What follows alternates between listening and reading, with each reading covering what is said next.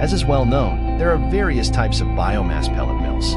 Many friends often focus only on the price when choosing a pellet machine, overlooking the model and output of the machine.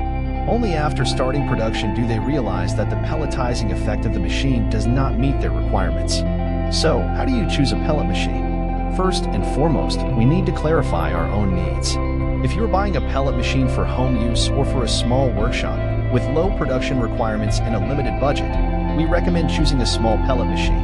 If you want to establish a large-scale pellet production project, producing tens or hundreds of tons of pellets every day, you need a stable source of pellet raw materials, sufficient electricity, a suitable factory site for pellet production, and a stable channel for pellet sales. Of course, you also need a substantial budget.